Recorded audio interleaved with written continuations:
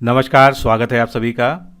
Are के लिए ये आज अंतिम करंट अफेयर्स का रिवीजन का लेक्चर है और ये सबसे महत्वपूर्ण भी है। इसको पूरा देखिएगा क्योंकि इसमें जो है आपको बहुत ही लेटेस्ट राष्ट्रीय अंतर्राष्ट्रीय घटनाक्रम पूरा मिलेगा। उसके अलावा जितनी भी स्टेट से रिलेटेड करंट अफेयर्स हैं विभिन्न राज्यों से संबंधित, उसके अलावा जो महत्वपूर्ण ऐप्स और पोर्टल लॉन्च किए गए हैं सरकारों के द्वारा, तो सभी कुछ इसमें कवर करेंगे। और थोड़ा सा लंबा वीडियो ज़रूर होगा क्योंकि मैं चाहता हूं कि अब ये अंतिम तौर पे आपको दे दिया जाए, इसलिए जो जितना भी बचा हुआ करंट अफेयर्स था सब इसमें मैंने कलेक्ट करके एक साथ जो है रख दिया है। और आप इसको फाइनली देख लीजिए और जितने भी पुराने वीडियोस हैं उनका रिवीजन भी करते रहिए, जिससे कि आपका करंट अफेयर्स का कोई भी क्वेश्चन किसी भी प्रकार का गलत ना होने पाए। यही हमारी टीम का प्रयास भी रहा है। अगर आपको पीडीएफ इसकी नहीं प्राप्त हुई है तो आप जो है इसकी पीडीएफ प्राप्त कर सकते हैं। अगस्त माह का जो हमारा special edition R O UPPCS परीक्षा के लिए निकाला गया है उसमें ये सारे करंट अफेयर्स आपको मिल जाएंगे। उसको प्राप्त करने का तरीका यही है कि ये देखिए एक नंबर दिया हुआ है 9506742546। इस नंबर पर जो है आप करंट अफेयर्स पीडीएफ लिख के जो है व्हाट्सएप कर सकते हैं। और साथ में ही इस वीडियो के डिस्क्रिप्शन बॉक्स में और पिन कमेंट में भी इसका लिंक दिया हुआ है जहां से आप फॉलो करके इस पीडीएफ को प्राप्त कर सकते हैं। इससे पहले वाली करंट अफेयर्स की पीडीएफ जो कि 1 जनवरी से कंप्लीट 31 जुलाई तक का पूरा, जिसके अंदर जो है करंट अफेयर्स है, लगभग 288 पेज का ये करंट अफेयर्स का पूरा पैकेज है और इसमें कोई भी करंट अफेयर्स 2020 का छूटने नहीं पाया है। तो मैं रिकमेंड करूंगा कि अगर आपने इसको नहीं लिया है तो अभी भी समय है, एग्ज़ाम के पहले आप इसको ले सकते हैं। चाहे आप आर ओ देने जा रहे हो, चाहे यूपीपीसीएस देने जा रहे हो, बेस्ट तरीका है ये आपके रिवीजन का। तो चलिए शुरू करते हैं। आज का पहला सेगमेंट हम लेते हैं जो कि सबसे महत्वपूर्ण है, राष्ट्रीय एवं अंतर्राष्ट्रीय विविध घटनाक्रम जो करंट अफेयर्स का है उसको हम यहाँ पर टेकअप करेंगे। चलिए शुरुआत करते हैं। सबसे पहला सेगमेंट देखते हैं, यूडी यूरुलिप्पारा। ये क्या है? एक पहाड़ी का नाम है। तो केरल के प्रमदोम ग्राम पंचायत में यूडी यूरुलिप्पारा पहाड़ी, जिसे जैव विविधता विरासत स्थल का दर्जा दिया गया है। तो ये इम्पॉर्टेंट है क्योंकि इसको जैव विविधता विरासत स्थल का दर्जा मिला है। जैव विविधता प्रबंधन समिति ने केरल राज्य के जैव विविधता बोर्ड की सिफारिश पर इसे जैव विविधता विरासत स्थल घोषित किया है। और विश्व प्रकृति संरक्षण दिवस जो कि 28 जुलाई को मनाया जाता है, उस दिवस पर इसकी घोषणा की गई थी। आगे चलते हैं। महात्मा गांधी सेतु। सड़क परिवहन और राज्य मंत्री नितिन गडकरी ने बिहार में गंगा नदी पर महात्मा गांधी सेतु का वीडियो कॉन्फ्रेंसिंग के माध्यम से उद्घाटन किया। 5 किलोमीटर लंबा और 4 लेन वाला यह सेतु राष्ट्रीय राजमार्ग 19 पर पटना और हाजीपुर के बीच बनाया गया है। तो आपसे पूछा जा सकता है कि इसकी लंबाई कितनी है, तो 5 किलोमीटर लंबाई है और ये पटना और हाजीपुर के बीच जो है स्थित है और ये राष्ट्रीय राजमार्ग संख्या 19 पर स्थित है। तो तीनों ही प्रकार से इसमें प्रश्न पूछे जा सकते हैं। आगे बढ़ते हैं। खादी और ग्रामोद्योग आयोग से आपूर्ति प्राप्त करने वाला पहला केंद्रीय सशस्त्र पुलिस बल कौन सा बन गया है? तो भारत तिब्बत सीमा पुलिस, जिसको हम आईटीबीपी कहते हैं, ये खादी एवं ग्रामोद्योग आयोग से आपूर्ति प्राप्त करने वाला पहला केंद्रीय सशस्त्र पुलिस बल बन गया है। आईटीबीपी के द्वारा केवीआईसी से कुल 1200 क्विंटल सरसों तेल की खरीद की जा रही है, जिसमें कुल 1,73,80,000 रुपये का वित्तीय निहितार्थ है। एल्विनो मादा सांभर, जिसे हिंदी में हम लोग जो है कॉमनली सफ़ेद सांभर के नाम से जानते हैं, और विलुप्त प्राय हो चुके फिशिंग कैट की मौजूदगी का पता चला है। कहाँ पर? कार्बेट टाइगर रिजर्व उत्तराखंड में एल्विनो मादा सांभर और विलुप्त प्राय फिशिंग कैट का पता चला है। दोनों ही तस्वीरें फेज़ 1 की बाघ गणना के लिए लगाए गए कैमरों में कैद हुई हैं और इन्हें पहले ही विलुप्त प्राय घोषित किया जा चुका है। आगे, लोकमान्य बाल गंगाधर तिलक की 100वीं पुण्यतिथि। आपने देखा होगा पीसीएस में और आर ओ में इस तरह के प्रश्न पूछे गए हैं। जब भी किसी की जो है 100वीं पुण्यतिथि या 125वीं पुण्यतिथि इस तरह से आता है तो जरूर क्वेश्चन आ सकता है। तो लोकमान्य बाल गंगाधर तिलक की 100वीं पुण्यतिथि 1 अगस्त को मनाई गई थी। 1 अगस्त 1920 को लोकमान्य बाल गंगाधर तिलक का मुंबई में देहांत हुआ था। पुण्यतिथि के अवसर पर केंद्रीय गृह मंत्री अमित शाह ने भारतीय सांस्कृतिक संबंध परिषद द्वारा आयोजित लोकमान्य तिलक स्वराज टू आत्मनिर्भर भारत की थीम पर 2 दिवसीय अंतर्राष्ट्रीय वेबिनार का उद्घाटन किया था। लोकमान्य तिलक द्वारा दिया गया स्वराज मेरा जन्मसिद्ध अधिकार है और मैं इसे निभाऊंगा या लेकर रहूंगा नारा भारतीय स्वतंत्रता आंदोलन के इतिहास के सुनहरे अक्षरों में लिखा जा चुका है। चीन की सीमा से लगे गांव में पर्यटन को बढ़ावा देने का निर्णय। केंद्र सरकार ने चीन की सीमा से लगे उत्तराखंड के गांवों में पर्यटन को बढ़ावा देने का निर्णय लिया है। उत्तराखंड चीन के साथ लगभग 350 किलोमीटर लंबी सीमा को साझा करता है। केंद्र सरकार ने भारत के सीमावर्ती गांवों को सुरक्षित बनाने के लिए जनजातीय पर्यटन की अवधारणा को बढ़ावा देने का निर्णय लिया है। नेक्स्ट अपडेट, जन शिकायतों के प्रभावी निपटारे के लिए रक्षा मंत्रालय का त्रिपक्षीय समझौता। तो ये तीनों पक्ष कौन से हैं ये याद रखना जरूरी है। तो जन शिकायतों के प्रभावी निपटारे के लिए रक्षा मंत्रालय ने प्रशासनिक सुधार और लोक शिकायत विभाग एवं आईआईटी कानपुर के साथ एक त्रिपक्षीय करार किया है। इसमें आईआईटी कानपुर जरूर याद रखिएगा, ये पूछा जा सकता है। आगे देखते हैं, रविंद्रनाथ टैगोर की 79वीं पुण्यतिथि मनाई गई। 7 अगस्त 2020 को रविंद्रनाथ टैगोर की 79th पुण्यतिथि मनाई गई। रविंद्रनाथ टैगोर ने 2000 से अधिक गीत लिखे हैं जिन्हें रविंद्र संगीत के रूप में जाना जाता है। उनकी पुण्यतिथि को बंगाल में विशेष श्रावण यानी बंगाली कैलेंडर के रूप में जाना जाता है। नेक्स्ट अपडेट, कोविड शील्ड के मनुष्यों पर दूसरे और तीसरे चरण के परीक्षण की अनुमति। तो भारतीय औषधि महानियंत्रक जिनको हम DCGI कहते हैं, drug controller general of India ने सीरम इंस्टीट्यूट ऑफ इंडिया को ऑक्सफोर्ड यूनिवर्सिटी द्वारा विकसित कोरोना वैक्सीन कोविशील्ड के मनुष्यों पर दूसरे और तीसरे चरण के परीक्षण को मंजूरी दे दी है। इससे देश में आम जनता के लिए कोविड का टीका जल्दी लाने में सहायता मिलेगी। और ये करंट अफेयर्स मोस्ट इम्पॉर्टेंट है, इस बार ये प्रश्न निश्चित रूप से आना चाहिए। एक विशेष साप्ताहिक पार्सल ट्रेन जिसका नाम है किसान रेल का शुरुआत की गई, शुभारंभ हुआ। तो भारतीय रेल 7 अगस्त से एक विशेष साप्ताहिक पार्सल ट्रेन किसान ट्रेन की शुरुआत कर चुकी है, जो कि देवलाली कहाँ पर है, महाराष्ट्र से दानापुर बिहार तक चलाई जाएगी। तो ये दोनों स्टेशन भी महत्वपूर्ण हैं। देवलाली से दानापुर के बीच में ये किसान ट्रेन चलेगी। इसकी घोषणा वित्त मंत्री द्वारा केंद्रीय बजट में की गई थी 2021 के। इसका उद्देश्य किसानों की आय को दोगुना करने में मदद करना है। यह ट्रेन कम समय में सब्जियों, फलों जैसे जल्द खराब होने वाले कृषि उत्पादों को बाजार में लाने में मदद करेगी।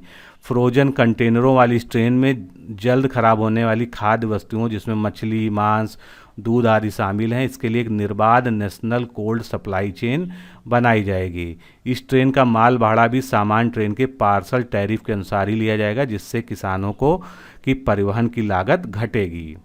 नेक्स्ट अपडेट, WEE कोहेट पहल। WEE कोहेट पहल अर्थात महिला उद्यमी और सशक्तिकरण समूह, the women entrepreneurship and empowerment cohort. तो ये WEE कोहार्ट ऐसी पहल है जो कॉलेज में पढ़ने वाली छात्राओं को लेकर घरेलू महिलाओं तक को संतोषप्रद रोजगार के विकल्प के रूप में उद्यमिता अपनाने की प्रेरणा देती है। भारत में यह अपनी तरह का पहला प्रयास है। इस कार्यक्रम का आयोजन विज्ञान और प्रौद्योगिकी विभाग और समर्थित IIT दिल्ली के द्वारा किया गया था। देश का पहला हिम तेंदुआ संरक्षण केंद्र, मोस्ट इंपॉर्टेंट एग्जाम के पॉइंट ऑफ व्यू से, ये कहाँ पर बनाया गया? उत्तराखंड के उत्तरकाशी जिले के भैरव घाटी में लंका नामक स्थान पर देश का पहला हिम तेंदुआ संरक्षण केंद्र बनाया जा रहा। तो सबसे ज़्यादा जरूरी है कि आपको ये पता होना चाहिए कि ये उत्तराखंड के उत्तरकाशी जिले के भैरव घाटी में लंका नामक स्थान पर बनाया गया है। इस संरक्षण केंद्र का निर्माण सिक्योर हिमालय परियोजना के तहत किया जा रहा है। सिक्योर हिमालय परियोजना को देश के 4 हिमालयी राज्यों जम्मू कश्मीर, हिमाचल प्रदेश, उत्तराखंड और सिक्किम में संयुक्त राष्ट्र विकास कार्यक्रम के सहयोग से ग्लोबल वाइल्ड लाइफ प्रोग्राम के तहत 2 अक्टूबर 2017 को शुरू किया गया था। भारतीय वन्यजीव संस्थान के वैज्ञानिकों के अनुसार इस समय देश में करीब 586 हिम तेंदुए हैं। इस केंद्र का निर्माण नीदरलैंड के सहयोग से किया जा रहा है और संरक्षण केंद्र की लागत लगभग 5.5 करोड़ रुपए होगी। यहाँ पर ये महत्वपूर्ण बिंदु है कि जो है देश में कितने हिम तेंदुए हैं, 586। ये संख्या भी जो है, क्योंकि एक प्रमाणित संख्या है इसलिए इसको याद रखिएगा, पूछा जा सकता है। भारत छोड़ो आंदोलन की कौन सी वर्षगांठ इस बार मनाई गई? तो 8 अगस्त को भारत छोड़ो आंदोलन की 78वीं वर्षगांठ मनाई गई। 8 अगस्त 1942 को ब्रिटिश शासन को समाप्त करने के लिए महात्मा गांधी द्वारा अखिल भारतीय कांग्रेस समिति के मुंबई अधिवेशन में इसको शुरुआत की गई थी। 8 अगस्त 1942 को मुंबई के ग्वालियर टैंक मैदान पर अखिल भारतीय कांग्रेस समिति ने एक प्रस्ताव पारित किया था जिसे भारत छोड़ो प्रस्ताव के नाम से जाना जाता है। इसी दिन महात्मा गांधी ने जनसभा में करो या मरो का नारा दिया था और अगले दिन 9 अगस्त से जो है ये आंदोलन देशव्यापी आंदोलन हो गया था। नेक्स्ट अपडेट, कोविड-19 से संबंधित तनावग्रस्त परिसंपत्तियों के लिए एक समिति का गठन किया गया है। तो आरबीआई द्वारा कोविड-19 संबंधित तनावग्रस्त परिसंपत्तियों के लिए केवी कामित समिति का गठन किया गया। इनका नाम याद रखिएगा कि इस समिति का नाम क्या है, केवी कामत। यह समिति कोरोना वायरस की वजह से दबाव वाली कर्ज संपत्तियों के समाधान के लिए वित्तीय मानदंड सुझाएगी। नेक्स्ट अपडेट, नाविकों के लिए ऑनलाइन एग्जिट परीक्षा प्रणाली का शुभारंभ। भारत सरकार ने नाविकों के लिए ऑनलाइन एग्जिट परीक्षा प्रणाली का शुभारंभ किया है और ऐसा करने वाला वो पहला देश बन गया है। केंद्रीय नौवहन राज्य मंत्री स्वतंत्र प्रभार मनसुख मांडविया ने वर्चुअल समारोह के माध्यम से इस प्रणाली का शुभारंभ किया। नौवहन महानिदेशालय के तहत विभिन्न समुद्री प्रशिक्षण संस्थानों में प्रशिक्षण प्राप्त करने वाले सभी नाविक अब कोविड-19 महामारी के इस कठिन समय में अपने घरों से सुविधाजनक तरीके से परीक्षा दे सकेंगे। उम्मीदवार इस वेबसाइट पर लॉगिन करके एग्जिट परीक्षा दे सकते हैं। अगला महत्वपूर्ण अपडेट है सुनामी रेडी गांव। ये पूछा जा सकता है क्योंकि ये इसमें जो है इंटरनेशनल बॉडी इन्वॉल्व है। तो यूनेस्को, जिसको हिंदी में हम कहते हैं संयुक्त राष्ट्र शैक्षिक वैज्ञानिक और सांस्कृतिक संगठन, इंग्लिश में कहते हैं United Nations education scientific and cultural organization, तो यूनेस्को द्वारा उड़ीसा के 2 गांवों को सुनामी रेडी के रूप में नामित किया गया। सुनामी रेडी का मतलब क्या हुआ कि इस सुनामी की आपदा के लिए ये गांव तैयार रहेंगे। जगत सिंहपुर जिले के नुलिया शाही और गंजाम जिले के वेंकटपुर गांव को सुनामी रेडी के रूप में नामित किया गया है। आगे चलते हैं, सैन्य उपकरणों के आयात पर प्रतिबंध लगाया गया है। केंद्र सरकार ने देश में सैन्य उत्पादन बढ़ाने हेतु बाहर से आने वाले 101 उपकरणों के आयात पर प्रतिबंध लगा दिया गया है। इसका उद्देश्य घरेलू रक्षा उद्योग को प्रोत्साहन देना। इस सूची में artillery gun, assault rifles, transport aircraft, radar और दूसरी चीज़ें शामिल हैं। ये प्रतिबंध चरणबद्ध तरीके से दिसंबर 2020 से दिसंबर 2025 तक के बीच लागू रहेगा। नेक्स्ट अपडेट, राजमार्गों के लिए अग्रिम डेटा प्रबंधन प्रणाली के लिए उत्कृष्टता केंद्र कहाँ पर हुआ? ये भारतीय राष्ट्रीय राजमार्ग प्राधिकरण यानी NHAI ने IIT दिल्ली के साथ राजमार्गों के लिए एक अग्रिम डेटा प्रबंधन प्रणाली के लिए उत्कृष्टता केंद्र स्थापित करने के लिए समझौता किया है। इसके तहत एक प्रौद्योगिकी उत्कृष्टता केंद्र की स्थापना की जानी है जिसमें आंकड़ों पर आधारित AI प्रौद्योगिकी यानी आर्टिफिशियल इंटेलिजेंस प्रौद्योगिकी के माध्यम से नीति निर्माण और निर्णय लेने में सहायता मिलेगी। यह राजमार्गों के लिए उन्नत डेटा प्रबंधन प्रणाली भी देगा। अगला अपडेट, स्कूलों और शिक्षण संस्थानों के पास अब जंक फूड और अस्वास्थ्यकर भोजन पर प्रतिबंध लगाया जा रहा है। भारतीय खाद्य सुरक्षा और मानक प्राधिकरण FSSAI की घोषणा के अनुसार स्कूलों और शिक्षण संस्थानों के 50 मीटर के दायरे के भीतर जंक फूड और हानिकारक जो स्वास्थ्य के लिए अस्वास्थ्यकर भोजन है इसकी बिक्री पर प्रतिबंध होना चाहिए। FSSAI ने स्कूलों में बच्चों को सुरक्षित खाद्य पदार्थ और संतुलित आहार देने की घोषणा की है। HFSS यानी high in fat, salt and sugar के रूप में संदर्भित खाद्य पदार्थ मेस परिसर और स्कूल कैंटीन में नहीं बेचे जा सकते हैं। FSSAI स्वास्थ्य और परिवार कल्याण मंत्रालय के तहत काम करता है। ये खाद्य सुरक्षा और मानक अधिनियम 2006 के तहत वैधानिक निकाय के रूप में स्थापित किया गया था। नेक्स्ट अपडेट इम्पॉर्टेंट है, रेलवे संग्रहालय का उद्घाटन। रेल मंत्री पीयूष गोयल ने वीडियो कॉन्फ्रेंसिंग के माध्यम से कर्नाटक के हुबली रेलवे स्टेशन पर एक रेलवे संग्रहालय का उद्घाटन किया है। उत्तरी कर्नाटक में यह अपने तरह का पहला और मैसूर के ऐतिहासिक मैसूर रेल संग्रहालय के बाद ये रेल संग्रहालय दक्षिण पश्चिम रेलवे में दूसरा होगा। संग्रहालय का उद्देश्य रेलवे की विभिन्न शाखाओं की गौरवशाली विरासत को संरक्षित और चित्रित करना है। नेक्स्ट अपडेट, जनजातीय स्वतंत्रता सेनानियों के लिए देश में कितने संग्रहालय स्थापित किए जा रहे हैं?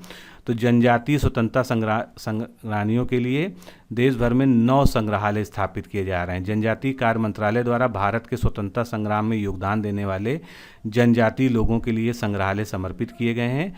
अब ये 9 संग्रहालय कहाँ कहाँ पर स्थापित हो रहे हैं?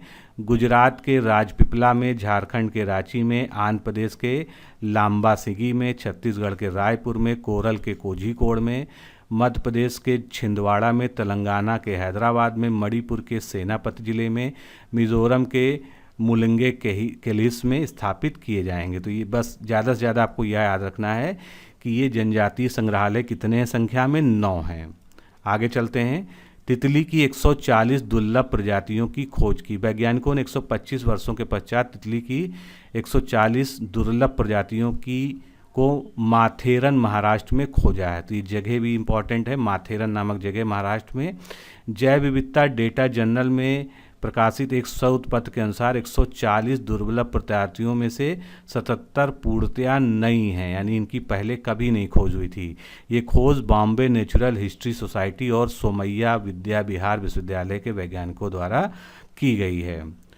यातायात संकेतों में महिलाओं के चित्र दर्शाने वाले भारत का पहला शहर कौन सा बन गया है? तो यातायात संकेतों में महिलाओं के चित्र दर्शाने वाला मुंबई भारत का पहला शहर बन गया है।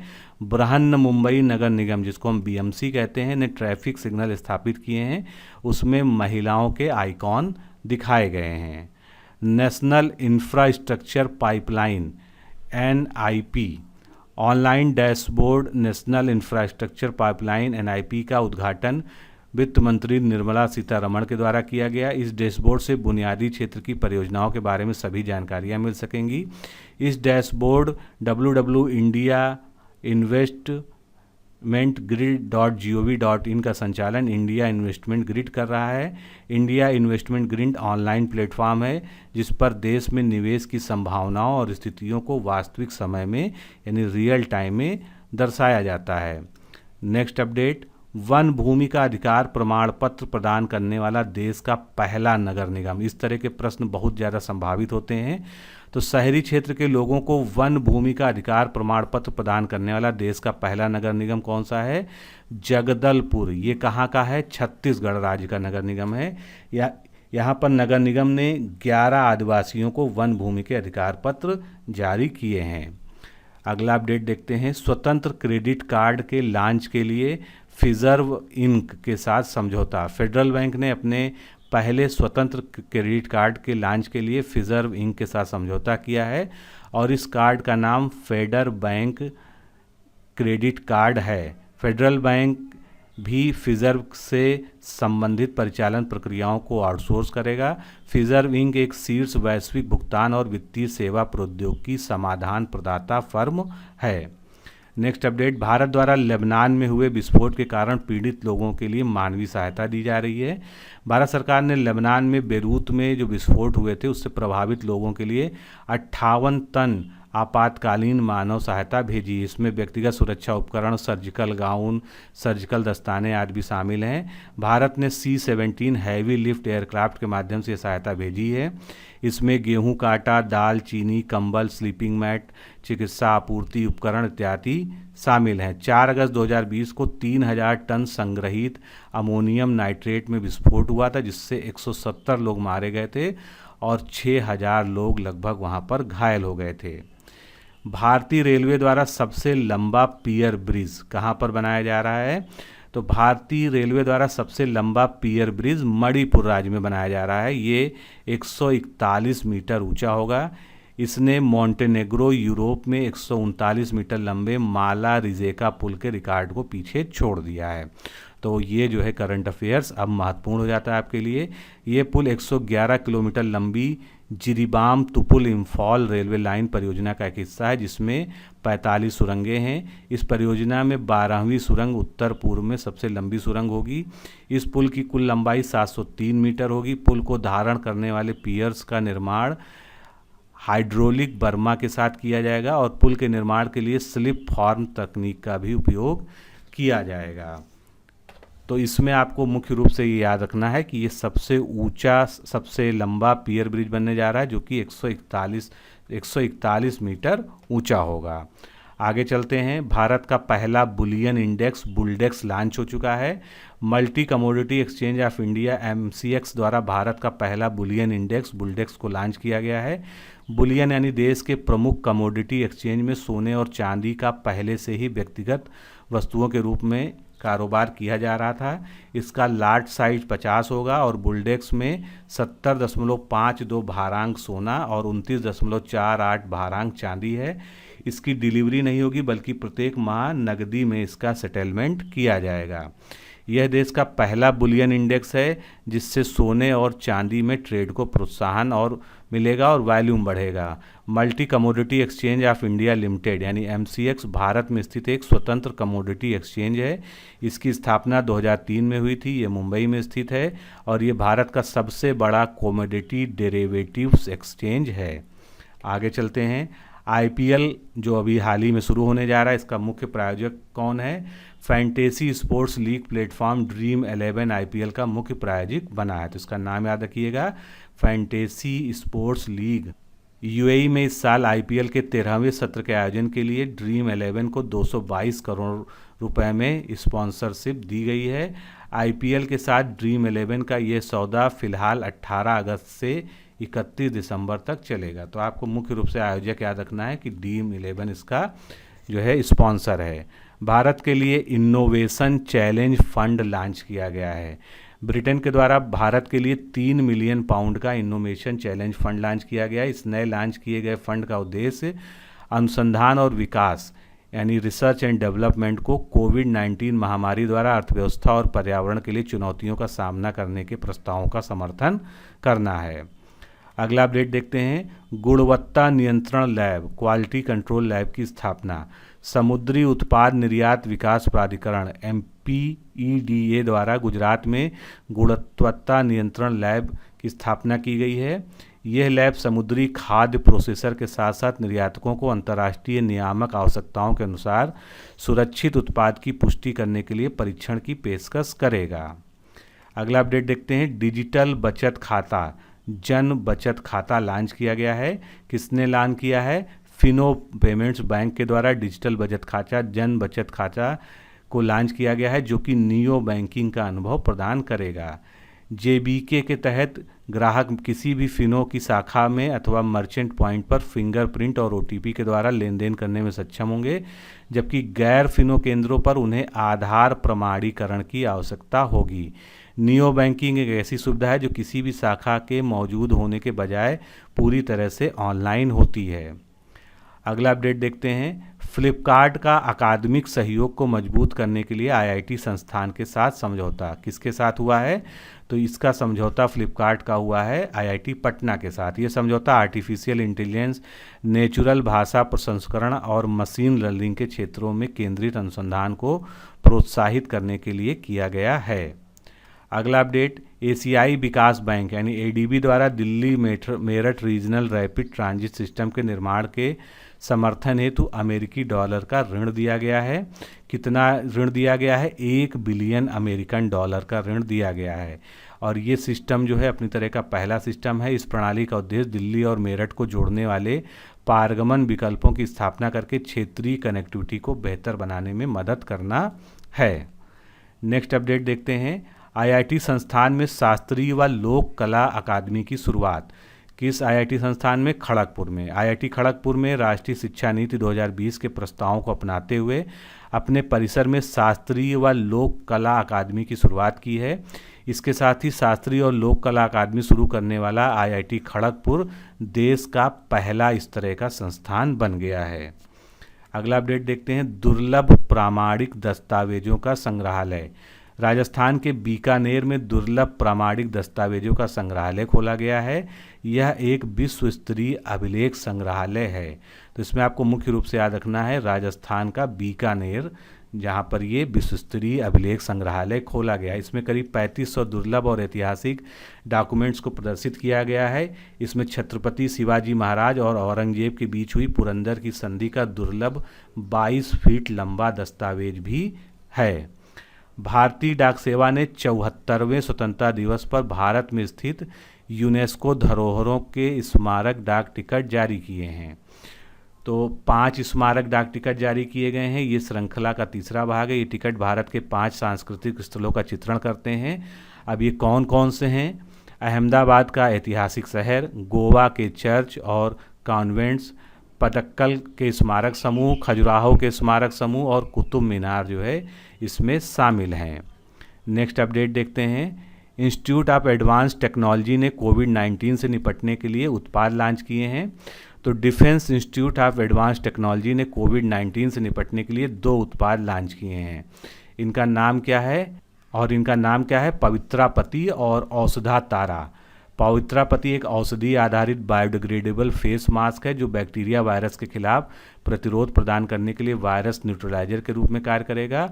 और औषधा तारा एक एंटी माइक्रोबायल बॉडी सूट है जिसमें सुपर हाइड्रोफोबिक श्वास, एंटी माइक्रोबियल आराम महसूस करने के गुण शामिल हैं।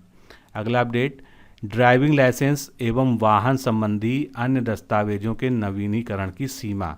तो केंद्र सरकार ने कोरोना महामारी को देखते हुए ड्राइविंग लाइसेंस और वाहन संबंधी अन्य डॉक्यूमेंट्स के नवीनीकरण की सीमा को 31 दिसंबर तक अब बढ़ा दिया है। इससे पहले 30 मार्च और 9 जून को 3-3 महीनों के लिए वैधता बढ़ाई गई थी। नेक्स्ट अपडेट, भारतीय रेलवे की रेल बाइसिकल। तो भारतीय रेलवे ने यात्रियों की सुरक्षा सुनिश्चित करने के लिए रेल बाइसिकल प्रणाली की शुरुआत की है। रेल बाइसिकल के जरिए आसानी से पटरियों की टूट फूट वाले स्थान पर पहुंचकर मरम्मत का कार्य कर्मचारी कर सकेंगे। आपात स्थिति के अलावा गर्म मौसम में पटरियों पर गश्त के लिए भी यह प्रणाली बेहद उपयोगी साबित होगी और इससे रेल मार्गों की रोजाना निगरानी की जा सकेगी। अगला अपडेट देखते हैं।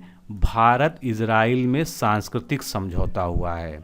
तो दोनों देशों के बीच साहित्य, शिक्षा और सिनेमा के क्षेत्र में सहयोग के नए द्वार खुलेंगे। इस 3 वर्षीय कार्यक्रम का मूल उद्देश्य दोनों देशों के लोगों के बीच सहयोग और आदान प्रदान को बढ़ाना है। तो ये सहयोग समझौता जो हुआ है ये साहित्य, शिक्षा और सिनेमा, ये आपको याद रखना है कि ये 3 क्षेत्रों में किया गया है। नेक्स्ट अपडेट, आपूर्ति श्रृंखला लचीलापन पहल। तो भारत, जापान और ऑस्ट्रेलिया तीनों देशों के बीच ये है, ये तीनों देशों का नाम जरूर याद रखिएगा, ने चीन का मुकाबला करने के लिए आपूर्ति श्रृंखला लचीलापन को लॉन्च किया है। आपूर्ति श्रृंखला लचीलापन पहल को सर्वप्रथम जापान के द्वारा प्रस्तावित किया गया था और इस पहल का उद्देश्य है चीन पर निर्भरता को कम करता। तीनों देशों का नाम याद रखिएगा कि किनके बीच ये है, भारत, जापान और ऑस्ट्रेलिया के बीच। नेक्स्ट अपडेट, भारत का सबसे लंबा नदी रोपवे का उद्घाटन किया गया है। कहाँ पर? असम में। ये रोपवे 1.8 किलोमीटर लंबा है जो कि ब्रह्मपुत्र नदी पर गुवाहाटी और उत्तरी गुवाहाटी को आपस में जोड़ेगा। इसका संचालन गुवाहाटी के कचहरी घाट से उत्तरी गुवाहाटी के डोल गोविंदा मंदिर के बीच किया जाएगा। अगला अपडेट देखते हैं, जिग अपॉर्चुनिटीज़ नामक भर्ती पहल। तो एक्सिस बैंक के द्वारा जिग अपॉर्चुनिटीज़ नामक भर्ती पहल का प्रारंभ किया गया है। इस पहल का उद्देश्य कुशल प्रतिभाओं को आकर्षित करना है जो देश में कहीं से भी अथवा दूर दराज से बैठे बैंकों के साथ काम कर सकेंगे। इस भर्ती में 2 वर्किंग पैटर्न शामिल हैं। एक है पूर्णकालिक स्थायी नौकरी यानी फुल टाइम परमानेंट जॉब और दूसरा है परियोजना की अवधि पर आधारित जो कि अस्थायी होंगे। एक्सिस बैंक की इस पहल का लक्ष्य 800 से 1000 लोगों को रोजगार मुहैया कराना है। अगला अपडेट देखते हैं, ट्रांसजेंडर लोगों के लिए एक राष्ट्रीय परिषद का गठन किया गया। केंद्र सरकार ने एक अधिसूचना के जरिए राष्ट्रीय ट्रांसजेंडर परिषद की स्थापना की है। सामाजिक न्याय और अधिकारिता मंत्री इसके पदेन अध्यक्ष और सामाजिक न्याय और अधिकारिता राज्य मंत्री इसके पदेन उपाध्यक्ष होंगे। राष्ट्रीय परिषद सरकार को ट्रांसजेंडर व्यक्तियों के संदर्भ में नीतियां, कार्यक्रम, कानून और परियोजनाएं तैयार करने के बारे में सलाह देगा। नेक्स्ट अपडेट देखते हैं, परमाणु ऊर्जा संयंत्र को शुरू करने वाला पहला अरब देश कौन सा बन गया है? तो संयुक्त अरब अमीरात आबू धाबी में बराक परमाणु ऊर्जा संयंत्र को शुरू करने वाला दुनिया का पहला अरब देश बन गया है। यह संयंत्र दक्षिण कोरियाई प्रौद्योगिकी द्वारा संचालित है, जो कि आबू धाबी के अल दाफरा क्षेत्र में स्थित है। यह 5.6 गीगावाट बिजली का उत्पादन करेगा, जिससे कि यूएई की 25% बिजली की आपूर्ति होगी। तो देश का नाम मुख्य है इसमें कि संयुक्त अरब अमीरात जो है ऐसा करने वाला पहला अरब देश बन गया है।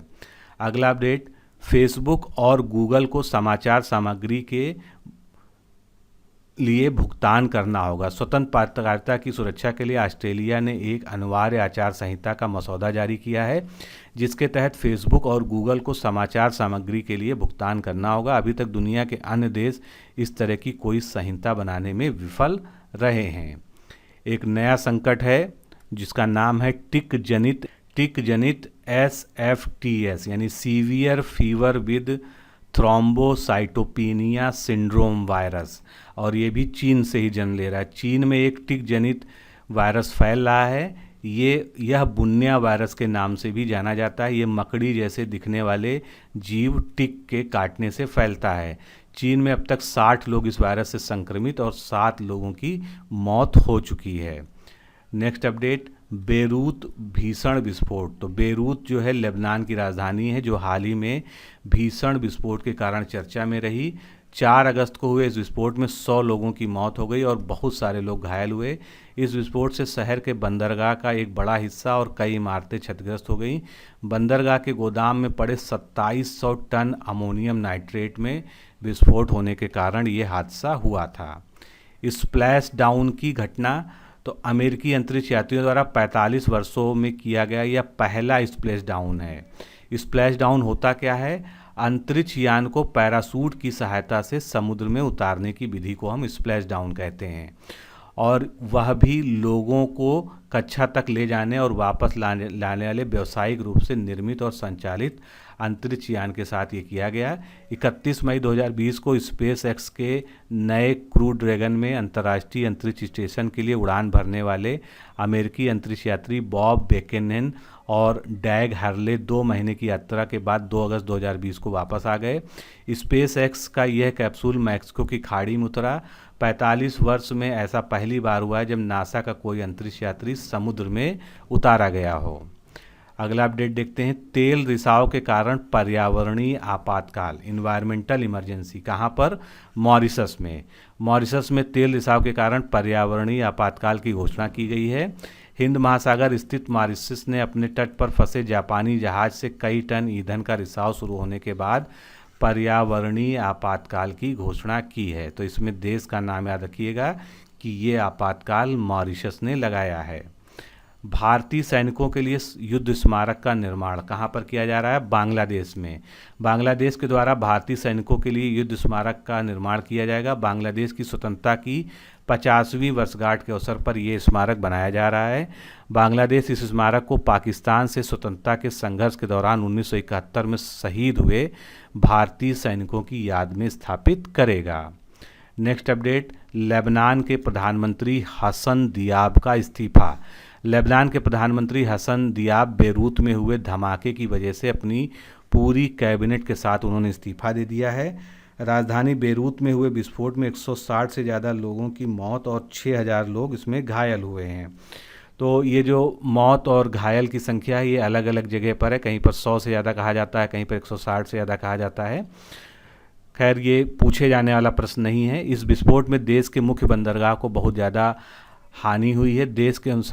सरकार के अनुसार बेरूत बंदरगाह के पास भंडार में रखे गए 2750 टन अमोनियम नाइट्रेट में आग लगने से विस्फोट हुआ था। अगला अपडेट देखते हैं, Gandhi Martin Luther king junior की विरासत को बढ़ावा देने के लिए विधेयक किसने पारित किया? अमेरिका ने गांधी और मार्टिन लूथर किंग जूनियर की विरासत को बढ़ावा देने के लिए एक विधेयक पारित किया है। इस विधेयक का उद्देश्य महात्मा गांधी और मार्टिन लूथर किंग जूनियर की विरासत को बढ़ावा देना है। अगला अपडेट, कोविड-19 वैक्सीन रजिस्टर करने वाला पहला देश कौन सा बन गया है? तो आप सभी लोग जानते हैं, काफ़ी चर्चा में भी रहा। रूस ने स्पुतनिक वी नामक कोविड-19 वैक्सीन का इस्तेमाल करने के लिए रजिस्टर कर लिया है और ये इस तरह का पहला देश बन गया है। रूस के स्वास्थ्य मंत्रालय ने मॉस्को के गोमिया इंस्टीट्यूट द्वारा विकसित दुनिया की पहली कोविड-19 वैक्सीन के लिए नियामक मंजूरी प्रदान कर दी है। एरो 2 बैलिस्टिक मिसाइल किससे संबंधित है? इजराइल से। इजराइल के द्वारा एरो 2 बैलिस्टिक मिसाइल इंटरसेप्टर का सफल परीक्षण किया गया है। भूमध्य सागर के ऊपर इजराइल में परीक्षण स्थल पर मिसाइल परीक्षण किया गया था। इजराइल वायुसेना अधिकारी और इजरायली एरोस्पेस इंडस्ट्रीज के साथ संयुक्त राज्य अमेरिका की मिसाइल रक्षा एजेंसी MDA ने ये परीक्षण किया है। अगला अपडेट, अमेरिकी संसद ने सरकारी उपकरणों पर टिकटॉक ऐप के इस्तेमाल पर रोक लगाई। अमेरिकी संसद ने एक मत से टिकटॉक ऐप पर बैन लगाने का विधेयक पास किया है। इसके अंतर्गत सभी कर्मचारियों को टिकटॉक के डाउनलोड अथवा इस्तेमाल करने पर पाबंदी होगी। अगला अपडेट देखते हैं, अमेरिका पहली बार भारत के स्वतंत्रता दिवस पर तिरंगा फहराया गया। अमेरिका के न्यूयॉर्क शहर में ऐतिहासिक टाइम्स स्क्वायर बिल्डिंग में पहली बार भारत के स्वतंत्रता दिवस यानी 15 अगस्त के दिन तिरंगा फहराया गया। भारत के महावाणिज्य दूत रणधीर जायसवाल ने एक विशेष आयोजन में राष्ट्रध्वज फहराया। इसका आयोजन भारतीय परिसंघ ने किया था। नेक्स्ट अपडेट, गूगल ने मुफ्त सर्च सेवा को बंद करने की चेतावनी दी। गूगल ने ऑस्ट्रेलिया में मुफ्त सर्च सेवा को बंद करने की चेतावनी दी है।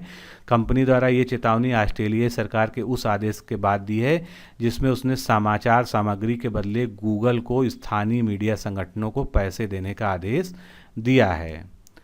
अगला अपडेट देखते हैं, सुनहरे खोल के साथ जन्मे एक कछुए की खोज। नेपाल में सुनहरे खोल के साथ एक जन्मे कछुए की खोज हुई है। इसका रंग बेहद दुर्लभ जेनेटिक म्यूटेशन की वजह से होता है जो कि उसके पिगमेंटेशन को बदल देता है। चलिए अगला सेगमेंट शुरू करते हैं, राज्य विशेष समसामयिकी। यहाँ पर जितना भी स्टेट का करंट अफेयर्स है उसको हम कवर करेंगे।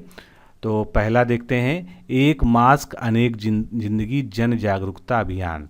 तो ये मध्य प्रदेश में हुआ। सबसे ज़्यादा जरूरी होता है कि किस राज्य से संबंधित है ये। मध्य प्रदेश में 1 अगस्त से 15 अगस्त तक मध्य प्रदेश के शहरी विकास मंत्री और आवास मंत्री भूपेंद्र सिंह द्वारा एक मास्क अनेक जिंदगी जन जागरूकता अभियान का शुभारंभ किया गया। आगे चलते हैं, डेयरी में गोबर से CNG बनाने की परियोजना। ये किस राज्य में शुरू की गई? गुजरात में। गुजरात स्थित एशिया की सबसे बड़ी बनास डेयरी ने गोबर से CNG उत्पन्न करने की योजना शुरू की है। बनास डेयरी ने देश का पहला CNG पंप शुरू किया जिसमें गोबर गैस का उत्पादन, शुद्धिकरण और CNG में परिवर्तन किया जा रहा है और ये देश की इस प्रकार की पहली परियोजना है। एग्ज़ाम के पॉइंट ऑफ व्यू से ये बहुत ही महत्वपूर्ण है। देश का पहला राज्य जिसकी 3 राजधानियां होंगी। कौन सा राज्य है? आंध्र प्रदेश। आंध्र प्रदेश के राज्यपाल विश्वभूषण हरिचंदन ने राज्य सरकार के 3 राजधानी वाले प्रस्ताव को मंजूरी दे दी है। अब ये तीनों राजधानी कौन कौन सी हैं? तो इसकी कार्यकारी राजधानी होगी विशाखापट्टनम, अमरावती जो है इसकी विधायी राजधानी होगी और कुरनूल जो है इसकी न्यायिक राजधानी होगी। तो तीनों को याद रखिएगा इसमें। आगे चलते हैं, संजीवनी ऐप। बिहार में आरोग्य सेतु की तर्ज पर एक संजीवनी ऐप की शुरुआत की गई है। यह ऐप लोगों को बताएगा कि कोरोना संक्रमण से कैसे बचना है, साथ ही ये भी बताएगा कि संक्रमित होने पर कहाँ जांच कराना है और घर पर कैसे उपचार करना है। ये ऐप कोरोना डेडिकेटेड हॉस्पिटल और वहाँ उपलब्ध बेड की संख्या की भी जानकारी देगा। नेक्स्ट अपडेट देखते हैं, ऑनलाइन साइबर जागरूकता कार्यक्रम ई रक्षा बंधन का शुभारंभ।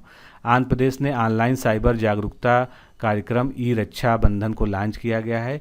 इस ऑनलाइन जागरूकता अभियान से राज्य सरकार का लक्ष्य है कि 31 अगस्त तक 1 लाख लड़कियों, महिलाओं और आम जनता को प्रशिक्षित करना। ई रक्षा बंधन कार्यक्रम साइबर स्पेस में महिलाओं और बच्चों की सुरक्षा सुनिश्चित करेगा। नेक्स्ट अपडेट, पंचायत चुनाव में अब महिलाओं को 50% आरक्षण। कहाँ पर दिया जा रहा है? हरियाणा में। मोस्ट इंपॉर्टेंट है एग्जाम पॉइंट ऑफ व्यू से। हरियाणा के पंचायत चुनाव में महिलाओं को 50% हिस्सेदारी दी जाएगी। देश के 20 राज्य पहले ही पंचायती राज संस्थाओं में महिलाओं को 50% आरक्षण दे चुके हैं। इनमें आंध्र प्रदेश, बिहार, गुजरात, कर्नाटक, मध्य प्रदेश, महाराष्ट्र, उड़ीसा, राजस्थान, तमिलनाडु जैसे बड़े राज्य शामिल हैं। वैसे सामान्य तौर पर 33% आरक्षण दिया जाना अनिवार्य है। अगला अपडेट, इंदिरा रसोई योजना। राजस्थान सरकार ने 20 अगस्त 2020 से इंदिरा रसोई योजना को लॉन्च किया है। इस योजना के तहत ज़रूरतमंद और गरीबों को 8 रुपये प्रति प्लेट में स्वस्थ और पौष्टिक भोजन मिलेगा। यह योजना नो हंगर नो स्लीप के संकल्प को साकार करने की दिशा में एक कदम है। तो आपको मुख्य रूप से याद रखना है कि इंदिरा रसोई योजना राजस्थान सरकार की एक योजना है। शहीद महेंद्र कर्मा तेंदूपत्ता संघर्ष समाज सुरक्षा योजना। छत्तीसगढ़ राज्य सरकार ने तेंदूपत्ता संग्राहकों के लिए शहीद महेंद्र कर्मा तेंदूपत्ता संघर्ष समाज सुरक्षा योजना का शुभारंभ किया है। शहीद मेजर कर्मा की जयंती पर इस योजना की शुरुआत की गई है। वे बस्तर के टाइगर के नाम से भी जाने जाते हैं। इस योजना के अंतर्गत तेंदूपत्ता संग्रहण कार्य में लगे पंजीकृत संग्राहक परिवार के मुखिया जिसकी आयु 50 वर्ष से अधिक ना हो की सामान्य मृत्यु पर नामांकित व्यक्ति या उत्तराधिकारी को 2 लाख रुपए की आर्थिक सहायता दी जाएगी और दुर्घटना में मृत्यु होने पर 2 लाख रुपए अतिरिक्त राशि प्रदान की जाएगी। नेक्स्ट अपडेट, परिवार पहचान पत्र योजना। हरियाणा ने इसको लॉन्च किया है। यह योजना का उद्देश्य है राज्य भर में रहने वाले लगभग 54 लाख परिवारों में से प्रत्येक की निगरानी करना। इलेक्ट्रॉनिक वाहन पॉलिसी कौन लाया है? दिल्ली सरकार। इसके तहत नई कारों के लिए लगने वाले पंजीकरण शुल्क, रोड टैक्स को माफ़ किया जाएगा और 1.5 लाख तक की प्रोत्साहन राशि दी जाएगी। ऑटो, ई रिक्शा और मालवाहक वाहनों के लिए 30,000 तक की प्रोत्साहन राशि दी जाएगी। इसका उद्देश्य यह है कि 2024 तक 25% वाहनों को दिल्ली की सड़कों पर उतारना, जो कि वर्तमान में केवल 0.29% हैं। 25% वाहन कौन से? इलेक्ट्रॉनिक वाहन। अगला अपडेट देखते हैं, ऑनलाइन कक्षा शुरू करने के लिए गूगल के साथ समझौता किसने किया है? महाराष्ट्र ने। महाराष्ट्र ने ऑनलाइन कक्षा शुरू करने के लिए गूगल के साथ एक समझौता किया है। महाराष्ट्र इस प्रकार की परियोजना को शुरू करने वाला देश का पहला राज्य बन गया। इस परियोजना में 1.09 लाख से अधिक सरकारी, निजी सहायता प्राप्त और बिना सहायता प्राप्त स्कूल शामिल किए जाएंगे, जिसका लाभ 22.03 मिलियन से अधिक छात्रों को मिलेगा। इसके तहत गूगल ने अपने जी सूट यानी जी सूट फॉर एजुकेशन और गूगल क्लासरूम जैसे टूल्स को स्कूलों के लिए उपलब्ध कराएगा। महिला एवं किशोरी सम्मान योजना कहाँ पर लॉन्च की गई? हरियाणा में। हरियाणा में महिला एवं किशोरी सम्मान योजना की शुरुआत आर्थिक रूप से कमजोर महिलाओं और बच्चों के लिए की गई है। मुख्यमंत्री मनोहर लाल ने चंडीगढ़ मुख्य सचिवालय से महिला एवं किशोरी सम्मान व मुख्यमंत्री दूध उपहार योजना का उद्घाटन किया है। महिला एवं किशोरी सम्मान योजना के अंतर्गत प्रदेश की 22.5 लाख बीपीएल किशोरियों और महिलाओं को निःशुल्क सैनिटरी नैपकिन दिया जाएगा। और मुख्यमंत्री दूध उपहार योजना के तहत प्रदेश की सभी आंगनवाड़ियों में बच्चों, गर्भवती महिलाओं को पूरक पोषाहार कार्यक्रम के तहत फोर्टिफाइड मीठा सुगंधित दूध दिया जाएगा। नेक्स्ट अपडेट, मुख्यमंत्री किसान सहाय योजना। तो सबसे ज़रूरी है किस राज्य की है? गुजरात की है। गुजरात के मुख्यमंत्री विजय रूपानी के द्वारा मुख्यमंत्री किसान सहाय योजना को शुरू करने की घोषणा की गई है। इसकी घोषणा वर्तमान खरीफ सीजन को ध्यान में रखकर की गई है। इस योजना के लिए किसानों को कोई प्रीमियम या पंजीकरण प्रक्रिया में भुगतान नहीं करना होगा। इंदिरा वन मितान योजना कहाँ की योजना है? छत्तीसगढ़।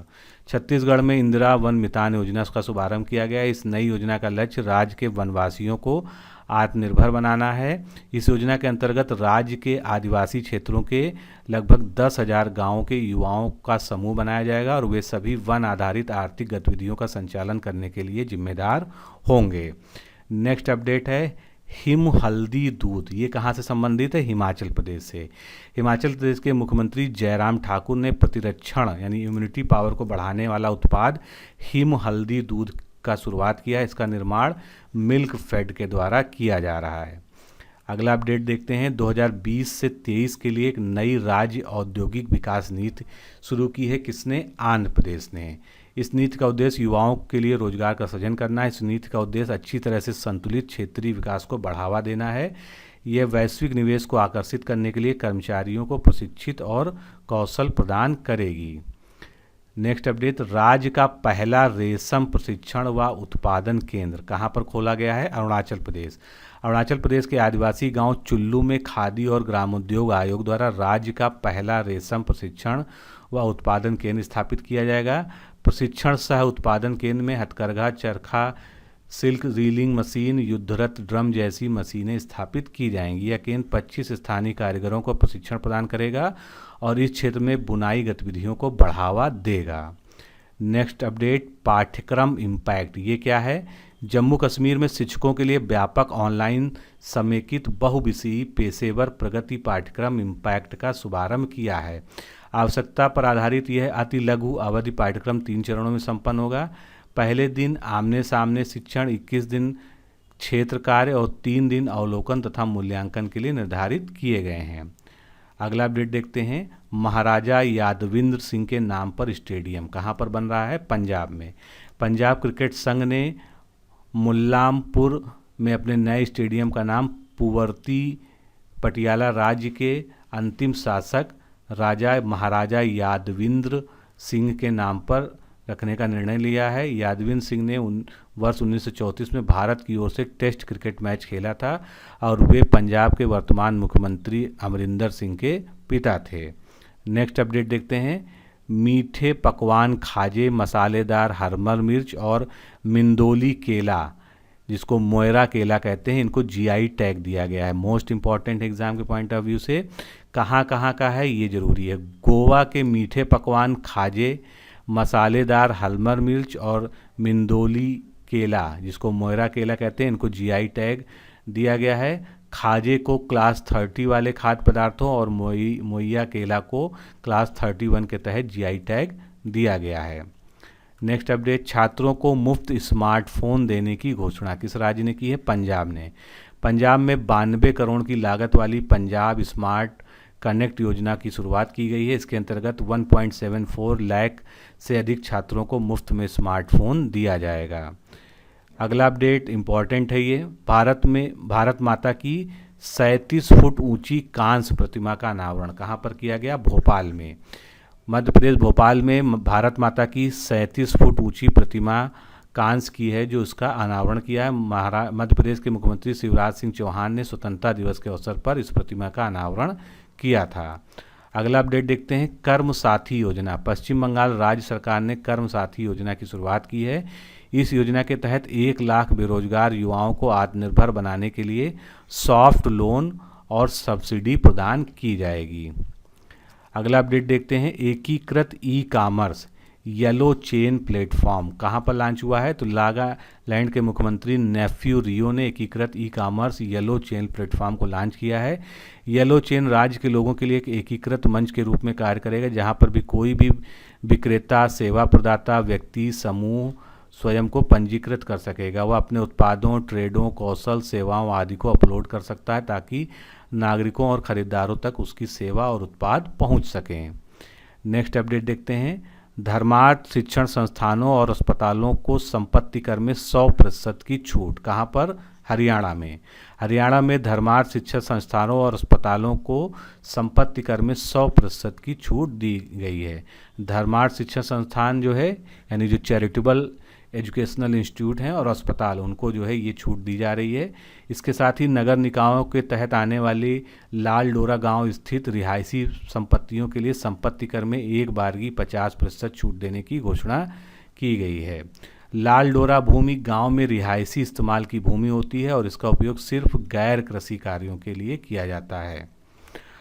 आगे चलते हैं, ग्वालियर चंबल एक्सप्रेसवे के नाम में परिवर्तन किया है। मध्य प्रदेश के मुख्यमंत्री शिवराज सिंह चौहान ने ग्वालियर चंबल एक्सप्रेसवे का नाम बदलकर अब क्या रख दिया है? अटल बिहारी वाजपेयी के नाम पर रख दिया है। अटल बिहारी वाजपेयी की दूसरी पुण्यतिथि अभी हाल ही में 16 अगस्त 2020 को मनाई गई। ग्वालियर चंबल एक्सप्रेसवे 6 लेन का एक्सप्रेसवे है जो मध्य प्रदेश और राजस्थान के चंबल के बीहड़ क्षेत्र को जोड़ता है। एक्सप्रेसवे शिवपुरी, भिंड, मुरैना से कोटा राजस्थान होते हुए चंबल नदी के साथ साथ होकर जाएगा। अगला अपडेट देखते हैं, पढ़ाई तुम्हार पारा योजना किस राज्य की है? छत्तीसगढ़ राज्य की है। यह योजना स्कूली छात्रों को कोरोना वायरस प्रकोप के कारण कक्षाओं के बंद होने के कारण अपने क्षेत्रों और गाँव में समुदाय की मदद से अध्ययन में सक्षम बनाएगी। इसके साथ ही साथ 3 अन्य योजनाओं की भी शुरू की जाने की घोषणा की गई, जिसमें बुलतू के बोल, मुख्यमंत्री स्लम स्वास्थ्य योजना और राधाबाई डायग्नोस्टिक योजना भी शामिल है। आगे चलते हैं, दिल्ली पुलिस द्वारा अखिल भारतीय आयुर्वेद संस्थान के साथ एक समझौता किया गया है। दिल्ली पुलिस द्वारा अखिल भारतीय आयुर्वेद संस्थान के साथ समझौता ज्ञापन पर हस्ताक्षर किए गए हैं। इस समझौते के तहत दिल्ली पुलिस की आवासीय कॉलोनियों में धन्वंतरी रथ नामक मोबाइल इकाई और पुलिस कल्याण केंद्र के माध्यम से आयुर्वेद के प्रतिरोधात्मक एवं प्रोत्साहक स्वास्थ्य सेवाओं के विस्तार के लिए प्रोत्साहित किया जाएगा। नेक्स्ट अपडेट, सेवारत व सेवानिवृत्त सैनिकों को ग्राम पंचायत प्रॉपर्टी टैक्स से छूट देने का फैसला। महाराष्ट्र सरकार ने सभी सेवारत व सेवानिवृत्त सैनिकों को ग्राम पंचायत प्रॉपर्टी टैक्स से छूट देने का फैसला किया है। वर्तमान में रक्षा वीरता पुरस्कार पाने वाले सैनिकों या उनके आश्रितों को ग्राम पंचायत प्रॉपर्टी टैक्स में छूट दी जाती थी। अगला अपडेट, 2 ओवर ब्रिजों का नाम स्वर्गीय अरुण जेटली एवं सुषमा स्वराज जी के नाम पर रखा गया। कहाँ पर? अहमदाबाद शहर के 2 ओवर ब्रिजों का नाम स्वर्गीय अरुण जेटली और सुषमा स्वराज के नाम पर रखा गया है। शहर के रानी क्षेत्र में रेलवे ओवरब्रिज को आत्मनिर्भर गुजरात रेलवे फ्लाईओवर के नाम से जाना जाएगा। इनकम टैक्स सर्कल में बने नए फ्लाईओवर को अरुण जेटली फ्लाईओवर के रूप में जाना जाएगा और अंजुली चौराहे पर बने फ्लाईओवर को सुषमा स्वराज ब्रिज के नाम से जाना जाएगा। नेक्स्ट अपडेट, कोविड-19 की रोकथाम के लिए BCG वैक्सीन का वरिष्ठ नागरिकों पर प्रभाव का अध्ययन किया जा रहा है। कहाँ पर? महाराष्ट्र में बृहन मुंबई नगर निगम और भारतीय आयुर्विज्ञान अनुसंधान परिषद द्वारा वरिष्ठ नागरिकों में कोविड-19 संक्रमण की रोकथाम के लिए BCG वैक्सीन के प्रभाव का मूल्यांकन करने का अध्ययन किया जा रहा है। इसमें 60 से 70 आयु वर्ग के वरिष्ठ नागरिकों को शामिल किया जाएगा जो कि कोविड-19 संक्रमण से प्रभावित नहीं हैं। इसके लिए अनुमति प्राप्त कर ली गई है। अगला अपडेट, श्रीशैलम जल विद्युत परियोजना। तेलंगाना में श्रीशैलम जल विद्युत परियोजना के पनबिजली संयंत्र की सुरंग में स्थित पावर हाउस में आग लगने की घटना में 9 कर्मचारियों की मृत्यु हो गई। परियोजना में कार्यरत 20 लोग आग लगने के समय निकलने में सफल रहे थे, लेकिन आग लगने के कारण का पता नहीं चल सका है। तो आपसे पूछा जो जाएगा वो ये पूछा जाएगा कि श्रीशैलम जल विद्युत परियोजना कहाँ पर स्थित है? तो ये तेलंगाना राज्य की में है। एक संकल्प बुजुर्गों के नाम, ये अभियान कहाँ पर चलाया गया? मध्य प्रदेश में। मध्य प्रदेश में एक संकल्प बुजुर्गों के नाम अभियान चलाया जा रहा है। इस अभियान के तहत पुलिस द्वारा बुजुर्ग व्यक्तियों के भोजन से लेकर उनके स्वास्थ्य तक की देखभाल की जा रही है। यह अभियान मध्य प्रदेश पुलिस के आदर्श वाक्य देशभक्ति जन सेवा के अनुरूप चलाया जा रहा है। चलिए आज का लास्ट सेगमेंट पिकअप करते हैं, मोबाइल ऐप्स और पोर्टल। तो मोबाइल ऐप और पोर्टल में पहला देखते हैं, mpay.me नामक UPI पेमेंट लिंक। ये डिजिटल वॉलेट कंपनी मोबीविंक ने mpay नामक एक नई UPI लिंक सेवा शुरू की है। यह यूजर्स को किसी भी UPI पेमेंट ऐप से पैसे भेजने और प्राप्त करने में सक्षम बनाएगी। mpay.me का इस्तेमाल कर बनाया गया सिंगल लिंक पैसे भेजने और प्राप्त करने के लिए कहीं भी साझा किया जा सकता है, जो कि मोबाइल के साथ साथ डेस्कटॉप पर भी काम करेगा। MSME सक्षम पोर्टल किसने लॉन्च किया है? भारतीय लघु उद्योग विकास bank SIDBI TransUnion CIBIL के सहयोग से one stop knowledge portal MSME Saksham को लॉन्च किया है। इससे सूक्ष्म लघु और मध्यम उद्योगों के लिए लॉन्च किया गया है। MSME के लिए MS सक्षम एक व्यापक वित्तीय शिक्षा और ज्ञान का मंच है। साथ क्रेडिट दायित्वों के प्रबंधन में MSMEs की मदद करेगा।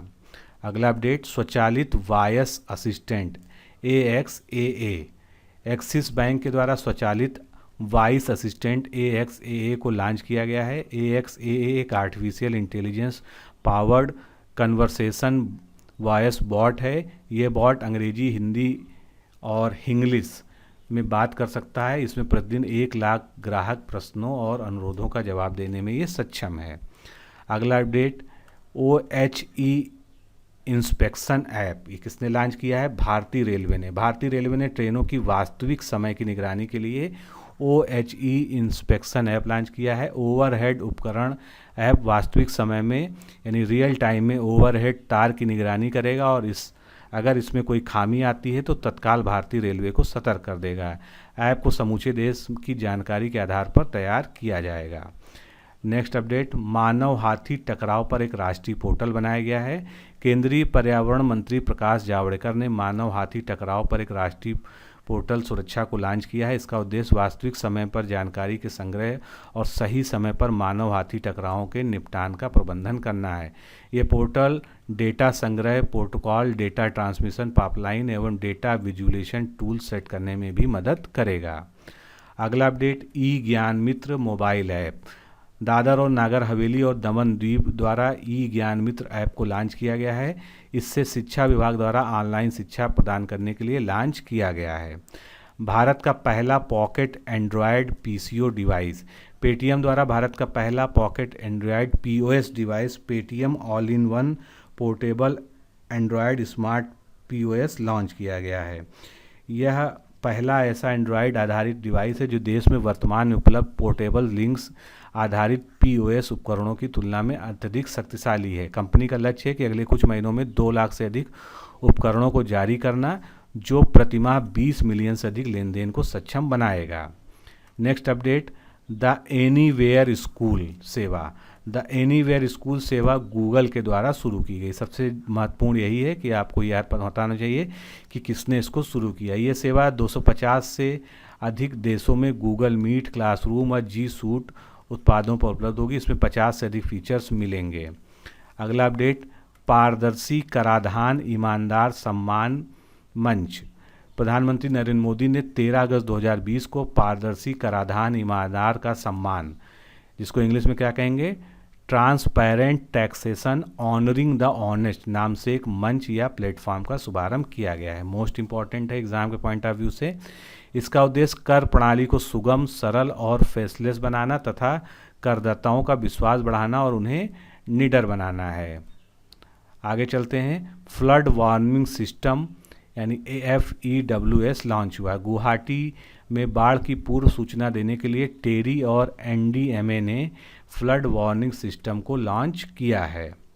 नेक्स्ट अपडेट, डिजिटल कृषि समाधान मंच पर किसान क्रेडिट कार्ड समीक्षा विकल्प। स्टेट बैंक ऑफ इंडिया के द्वारा अपने डिजिटल कृषि समाधान मंच योनो कृषि पर किसान क्रेडिट कार्ड समीक्षा विकल्प को प्रस्तुत किया है। किसान 4 क्लिक में अपनी KCC सीमा का उपयोग कर सकेंगे। इसके अतिरिक्त सुविधा के साथ किसानों को अपनी KCC सीमा में बदलाव के लिए आवेदन करने के वास्ते बैंक के ब्रांच में नहीं जाना होगा। ई पाठशाला, अखिल भारतीय फुटबॉल महासंघ ने भारतीय खेल प्राधिकरण के साथ साझेदारी में ई पाठशाला प्लेटफॉर्म लॉन्च किया है। ये प्लेटफॉर्म ग्रास रूट और इंटरमीडिएट स्तर तक के लिए फुटबॉल का एक एथलीट कोचिंग कार्यक्रम है, जिसमें रचनात्मकता को पहचानने और फुटबॉल में बच्चों की रुचि को विकसित करने के लिए इसको शुरू किया गया है। नेक्स्ट अपडेट देखते हैं, गूगल ने भारत में रोजगार आवेदन हेतु एक ऐप लॉन्च किया है। तो गूगल ने भारत में रोजगार के आवेदन हेतु कोरोमो जॉब्स ऐप को लॉन्च किया है। नाम याद रखिएगा, कोरोमो जॉब्स ऐप। गूगल ने 2019 में अपने पेमेंट ऐप गूगल पे के साथ भारत में जॉब फीचर की शुरुआत की थी। इस फीचर से फिर से ब्रांड करके कोरोमो जॉब्स नाम दिया गया है। अगला अपडेट, इंस्टेंट खाता खोलने की सुविधा के लिए LVB डिजीगो। तो लक्ष्मी विलास बैंक के द्वारा इंस्टेंट खाता खोलने की सुविधा LVB डिजीगो का शुभारंभ किया है। Next update, game the corona fighters. The corona fighters केंद्रीय स्वास्थ्य और परिवार कल्याण मंत्री डॉक्टर हर्षवर्धन द्वारा कोविड-19 से जुड़ा game the corona fighters launch किया। इस गेम को वास्तविक दुनिया में लोगों के कार्यों को प्रभावित करने, उन्हें सावधानी बरतने एवं संक्रमण से बचने की याद दिलाने के लक्ष्य के साथ लॉन्च किया गया है। हरित पथ ऐप, ये किसने लॉन्च किया है? केंद्रीय सड़क परिवहन और राजमार्ग मंत्री नितिन गडकरी ने राष्ट्रीय राजमार्गों पर वृक्षारोपण की निगरानी के लिए हरित पथ ऐप को लॉन्च किया गया है। अगला अपडेट देखते हैं, जनजातीय स्वास्थ्य और पोषण पोर्टल। तो जनजातीय मामलों के मंत्रालय द्वारा जनजातीय स्वास्थ्य एवं पोषण पोर्टल स्वास्थ्य और स्वास्थ्य तथा पोषण पर न्यूज़लेटर आलेख और राष्ट्रीय प्रवासी पोर्टल और राष्ट्रीय जनजाति फेलोशिप पोर्टल की शुरुआत की है। आगे चलते हैं, अब लास्ट में जो है कोविड-19 से संबंधित जितने भी केंद्र और राज्य सरकारों के कुछ नवीनतम ऐप हैं उनको देख लेते हैं। आरोग्य सेतु ऐप आप सभी जानते हैं भारत सरकार के द्वारा लॉन्च किया गया है। कोरोना कवच ऐप केंद्रीय इलेक्ट्रॉनिक और सूचना प्रौद्योगिकी मंत्रालय भारत सरकार के द्वारा। वी सेफ टनल तेलंगाना सरकार के द्वारा, 5T योजना दिल्ली सरकार, करुणा पहल सिविल सर्विसेज एसोसिएशन के द्वारा, प्रज्ञाम ऐप झारखंड सरकार के द्वारा, Covid care app Arunachal Pradesh सरकार के द्वारा, और ऑपरेशन नमस्ते अभियान ये भारतीय सेना ने लॉन्च किया था। लाइफ लाइन उड़ान नागर विमानन मंत्रालय के द्वारा लॉन्च किया गया था। ब्रेक द चेन केरल सरकार, ऑपरेशन सील्ड दिल्ली सरकार ने लॉन्च किया था। नाडी ऐप ये और जो है ये मोबाइल एप्लीकेशन और प्लेटफॉर्म दोनों ही है पुदुचेरी सरकार के द्वारा। बिहार कोरोना सहायता ऐप बिहार सरकार के द्वारा। समाधान ऐप मानव संसाधन विकास मंत्रालय के द्वारा। नमस्ते ओवर हैंडशेक अभियान कर्नाटक सरकार ने चलाया था। और आयुष कवच कोविड ऐप ये उत्तर प्रदेश सरकार का ऐप है। तो दोस्तों इस तरह से हम लोगों ने जितना भी महत्वपूर्ण करंट अफेयर्स था उसको जो है रिवाइज कर लिया है। अगर कुछ अति आवश्यक लगेगा कोई करंट अफेयर्स तो आगे जो है फिर मुलाकात होगी। आज के लिए इतना ही। नमस्कार, धन्यवाद।